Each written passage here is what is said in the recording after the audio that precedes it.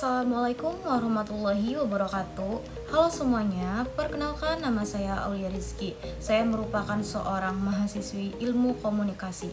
Oke, jadi di video kali ini saya akan membahas sedikit mengenai public relation.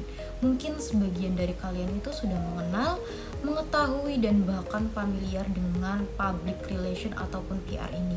Karena orang Indonesia sendiri itu biasa menyebutnya sebagai humas ataupun hubungan masyarakat.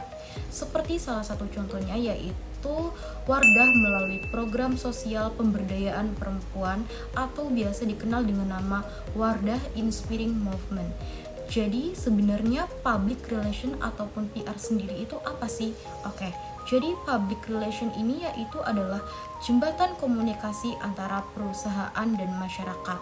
Dan peran fungsi public relation ini apa sih? Fungsi dari public relation yaitu menciptakan citra positif perusahaan, lembaga, organisasi ataupun instansi dan membentuk hubungan yang harmonis dengan publik. Lalu bagaimana sih komunikasi dua arah ini diciptakan dengan sehat?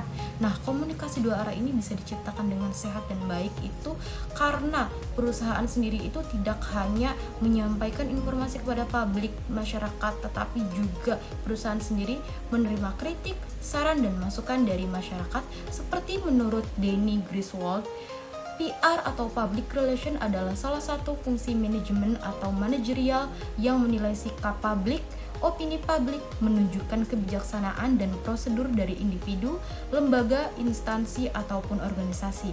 Sebab keberhasilan suatu perusahaan itu tidak hanya ditentukan oleh produk atau layanannya, tetapi juga oleh kepercayaan masyarakat terhadap perusahaan tersebut.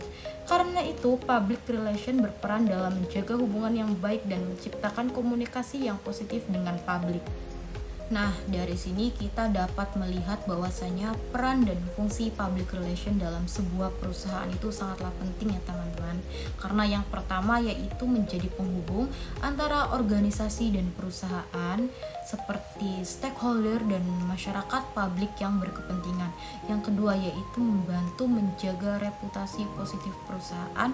Yang ketiga, membantu mengelola krisis manajemen. Nah, public relation di sini ini sangatlah signifikan tugasnya, yaitu bagaimana caranya agar public relation ini menyampaikan informasi kepada masyarakat agar tetap jelas informasinya, mudah diterima, akurat dan tidak disalahpahami oleh masyarakat. Selanjutnya yaitu tugas dari public relation sendiri itu apa sih? Tugas dari public relation sendiri itu yang pertama adalah menulis siaran pers. Contohnya yaitu mengumumkan peluncuran produk baru kepada media. Yang kedua yaitu mengelola media sosial perusahaan. Nah, contohnya sendiri yaitu seperti menjawab komentar, pembuatan konten, menjaga citra brand melalui sosial media. Dengan hal ini, antara perusahaan itu tetap dekat dan terhubung dengan publiknya. Yang ketiga yaitu mengkoordinasi acara ataupun event. Jadi bagaimana caranya pembuatan event agar dapat menaikkan value dan juga menciptakan citra positif perusahaan.